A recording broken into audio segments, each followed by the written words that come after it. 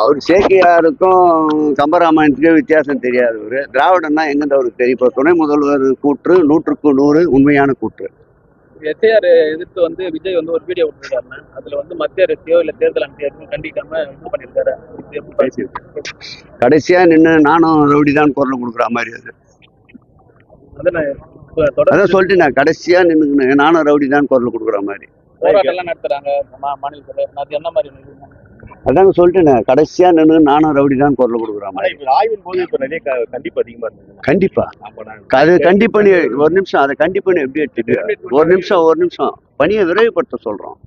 சொல்லக்கூடாதுன்னா சொல்லுங்க. பணியை விரைவுபடுத்த வேண்டியது தானே. அதாவது திட்டங்கள் வந்து தாமதிக்கப்படுகின்ற நீதி மறுக்கப்பட்ட நீதிக்கு ஒப்பாகும் பண்ணுவாங்க.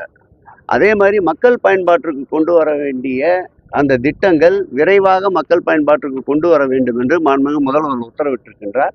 அந்த உத்தரவுக்கு ஏற்பதான் பல்வேறு துறைகளை சார்ந்த அமைச்சர்கள் தீட்டப்படுகின்ற திட்டங்கள் தொடர்ந்து நடைபெறுகின்றதா, அந்த குறித்த காலத்திற்குள் அந்த திட்டங்கள் நிறைவேற்றப்படுகிறதா என்று இந்த ஆட்சி காலத்தில், திராவிட மாடல் ஆட்சி காலத்தில் தான் இது போன்ற ஆய்வுகள்